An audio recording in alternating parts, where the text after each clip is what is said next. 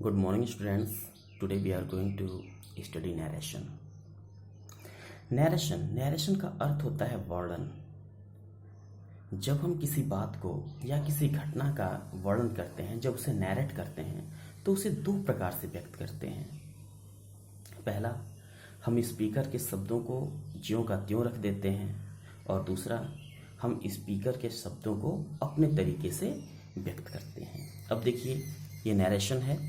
Narration के दो part हैं, ये डायरेक्ट नरेशन और इनडायरेक्ट नरेशन।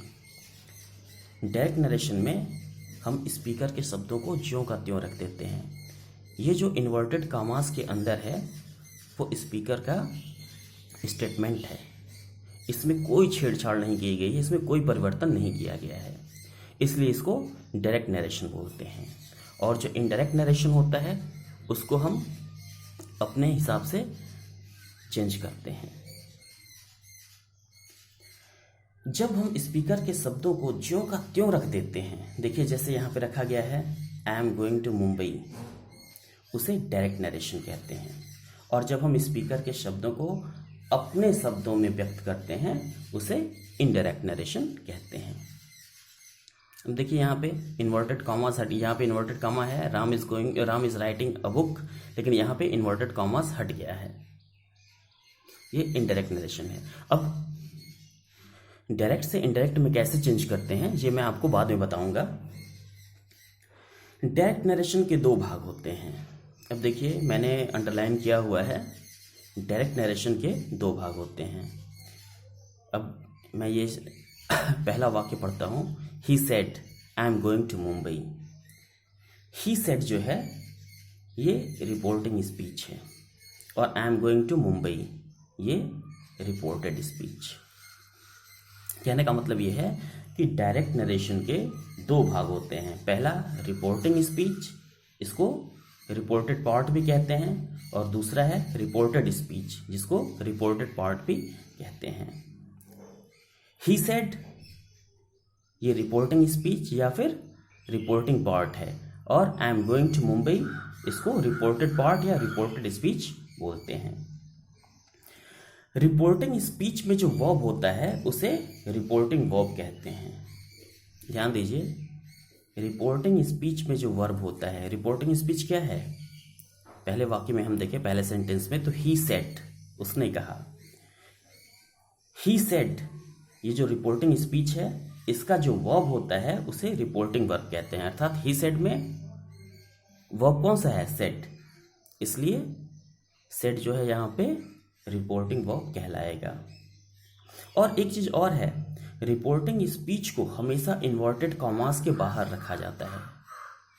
ध्यान दीजिए, देखिए मैंने बताया कि इस डायरेक्ट नरेशन में के दो पार्ट होते हैं, एक रिपोर्टिंग स्पीच और दूसरा रिपोर्टेड स्पीच। ये जो रिपोर्टिंग स्पीच है ये इन्वर्टेड कॉमास से हमेशा बाहर होता है, और जो रिपोर्टेड स्पीच है हमेशा इन्वर्टेड कॉमास के अंदर होता है। देखिए ही सेड जो है रिपोर्टिंग स्पीच ये इन्वर्टेड कॉमास से बाहर है, और I am going to Mumbai ये जो रिपोर्टेड स्पीच है ये इन्वर्टेड कॉमास के अंदर है। जो कुछ भी वक्ता के द्वारा कहा जाता है उसे रिपोर्टेड स्पीच कहते हैं। ये हमेशा इन्वर्टेड कॉमास के अंदर होता है। अब ध्यान दीजिए, चाहे पहला सेंटेंस हो चाहे दूसरा, he said I am going to Mumbai, I am going to Mumbai, Mumbai क्या है, ये रिपोर्टेड स्पीच है। इसी तरह से दूसरे सेंटेंस में, Sohan said to me Ram is writing a book, Ram is writing a book क्या है, रिपोर्टेड स्पीच या फिर रिपोर्टेड पार्ट है। और सोहन सेड टू मी ये क्या है, रिपोर्टिंग स्पीच है। और इस सेंटेंस में सोहन सेड टू मी, इसमें रिपोर्टिंग वर्ब क्या है, सेड, इसमें भी रिपोर्टिंग वर्ब। जो रिपोर्टिंग स्पीच का जो वर्ब होता है उसे ही रिपोर्टिंग वर्ब कहते हैं। डायरेक्ट स्पीच के कुछ मेन पॉइंट्स होते हैं, जैसे डायरेक्ट स्पीच में स्पीकर के स्टेटमेंट को इन्वर्टेड कॉमास के अंदर रखा जाता है। अब ध्यान दीजिए, I am going to Mumbai, Ram is writing a book.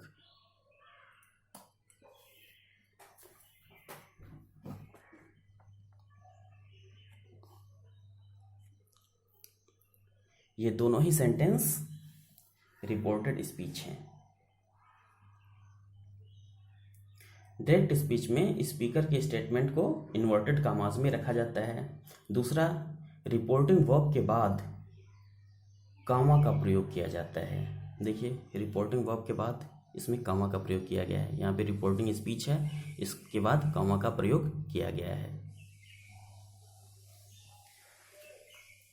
Inverted commas के अंदर जो स्टेटमेंट है उसके पहले वर्ड का जो फर्स्ट लेटर होता है वो कैपिटल से होता है।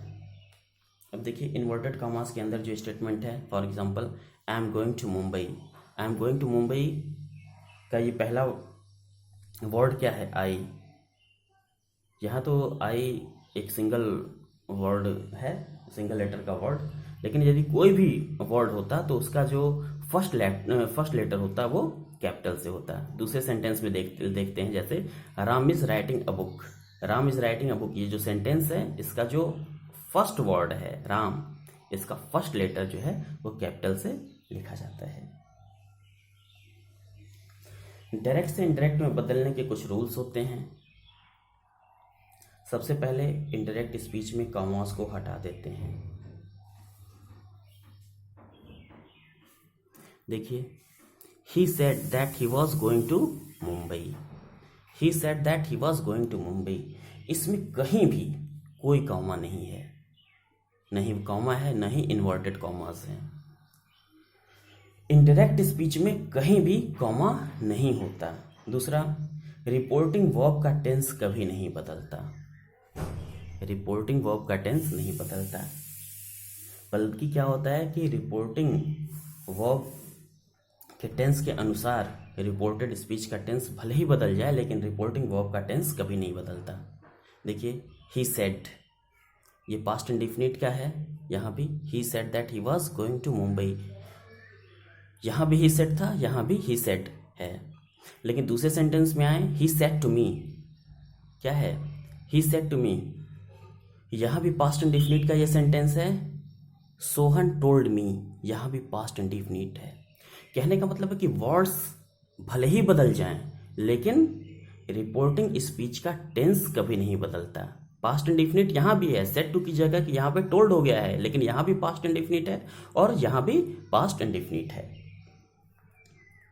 तीसरा, रिपोर्टिंग वर्ब को रिपोर्टेड स्पीच के भाव के अनुसार tell, tells, told, asks, ask, asks, asked, requested, ordered, advised आदि में बदल देते हैं।